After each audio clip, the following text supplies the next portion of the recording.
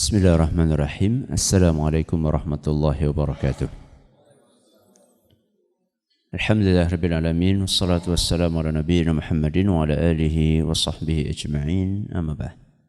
Jamaah sekalian kami hormati, seorang dokter yang bertugas di IGD, instalasi gawat darurat, bercerita tentang pengalaman dia di dalam menangani sekian banyak pasien. Biasanya yang namanya pasien masuk ke IGD biasanya dalam keadaan gawat darurat, sesuai dengan namanya, instalasi gawat darurat. Orang kecelakaan, orang kejang-kejang, orang sakit parah. Beliau bercerita tentang pengalaman yang beliau alami ketika menghadapi pasien yang sangat bermacam-macam. Beliau bercerita suatu saat ada pasien yang kecelakaan dalam kondisi parah, darah mengucur deras dan tidak sadarkan diri. Tapi anehnya ketika digeledik, dibawa dipan yang berjalan itu, ternyata mulutnya itu terus mengeluarkan suara, padahal dalam keadaan tidak sadar. Dan ternyata ajaibnya suara tersebut adalah suara Al-Quran. Suara Al-Quran. Ternyata pasien tersebut dalam keadaan tidak sadarkan diri, yang keluar dari mulutnya adalah Al-Quran. Terus baca Al-Quran. Sampai akhirnya meninggal dunia. Karena tidak bisa tertolong lagi. Sebab terlalu parah luka yang dia alami. Pengalaman berikutnya, di lain kesempatan dia menemukan pasien yang juga kondisinya mirip, sama-sama kecelakaan, sama-sama luka parah, dan sama-sama mengeluarkan suara. Cuman yang dikeluarkan suara dari mulut orang ini adalah bukan Al-Quran, tapi nyanyi.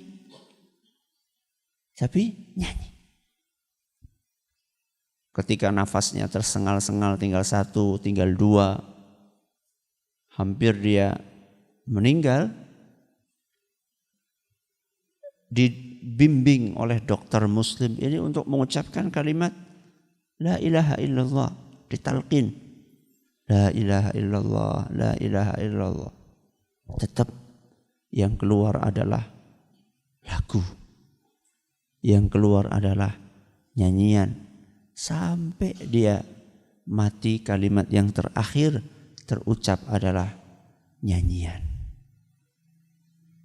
Dokter ini penasaran, pengen tahu tentang perjalanan hidup dua orang ini. Maka yang paling paham adalah keluarganya. Orang yang pertama, setelah selesai mengakhiri hidupnya dengan bacaan Al-Quran, dokter mencari mana keluarganya. Ketika diceritakan oleh sang dokter bagaimana ending dari anak tersebut, masih muda, pemuda, umur sekitar belasan tahun lah. Ditanya kepada keluarganya, setelah diceritakan oleh dokter tadi, yang Masya Allah saya tadi terkagum-kagum melihat akhir yang sangat indah dari putra bapak atau putra ibu. Saya pengen tahu bagaimana sebenarnya perjalanan hidupnya. Maka keluarga dari sang pemuda tersebut bercerita bahwa anak kami ini memang sangat tekun beribadah. Dia seorang hafidz Al-Quran yang menghabiskan hidupnya untuk terus membaca Al-Quran. Dia juga imam masjid. yang tidak pernah telat untuk berangkat ke masjid. Selalu beliau membaca Al-Quran siang dan malam. Ya. Malamnya rajin tahajud, siangnya rajin untuk murojaah membaca Al-Quran.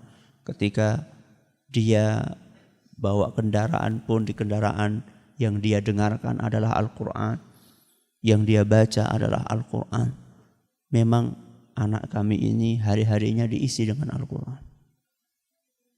Dokter itu pun tidak kaget melihat cerita perjalanan hidup sang pemuda. Di kesempatan yang lain setelah selesai mengurusi jenazah pemuda yang kedua yang mengakhiri hidupnya dengan lagu-lagu, nyanyian, dia tanya kepada keluarganya, ini sebenarnya bagaimana sih perjalanan hidupnya? Aduh dok, ini hari-harinya selalu telinganya disumpel dengan Walkman, dan Walkman yang dia dengarkan isinya adalah musik, nyanyian, hari-harinya terus itu kerjaannya. Sholat jarang, ke masjid hampir-hampir tidak pernah, habis waktunya untuk mendengarkan musik. Idolanya adalah artis anu, penyanyi anu.